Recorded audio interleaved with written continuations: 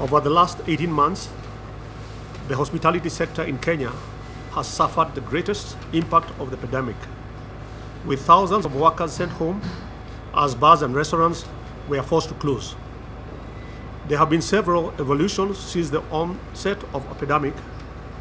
We were initially forced to cease operations, but then allowed to operate for a limited period. And this has continued to change. The latest improvement came with the development of health and safety protocols by the Ministry of Tourism and Wildlife, which have enabled our sector to operate until 9 p.m. We are, however, increasingly convinced that the time has come to lift all the restrictions and allow the economy to get going and revive the growth we need ahead of an election year. We are convinced it is time to reopen because of the following reasons. The action of our leaders and elected representatives suggests the protocols rolled out to limit spread of COVID-19 are not necessary. Over the past month, presidential candidates have been holding rallies, meetings across the country to popularize themselves ahead of the elections. It is impunity of the highest order when the authorities allow them to embark on this large-scale venture, yet Kenyans looking to make an honest living cannot be allowed to keep their businesses open.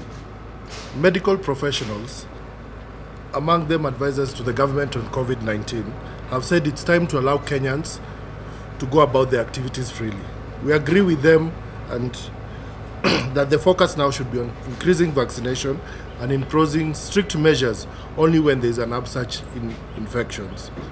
If you give an example, in the whole country, yesterday there was 33 cases of infection out of 40 million people or 50 million people.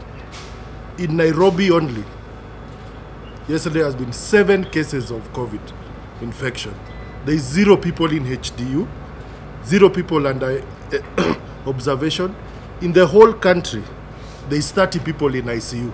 We have, I think, 500 or so ICU beds, the whole country.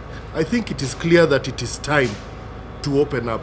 According to the government's own directives, where they said they need 3 weeks of continuous under 5% infection rate.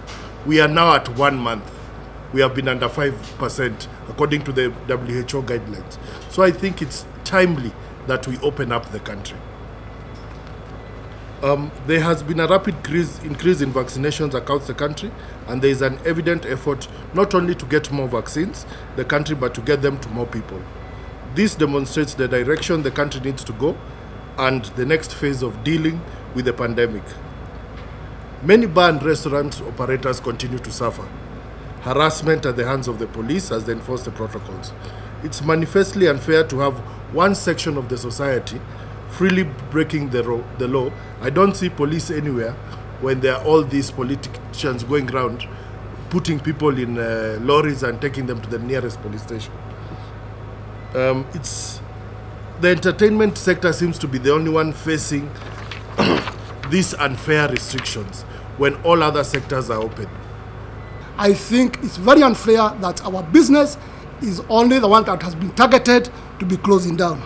As I finish, and I want to address His Excellency the President, we thank that we can see so many mandaleos you are doing in the country.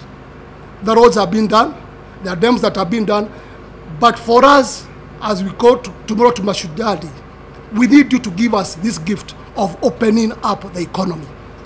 As bars, we normally operate from 5 to 7, and surely, if you count those hours, even paying electricity, paying your workers, is a big problem.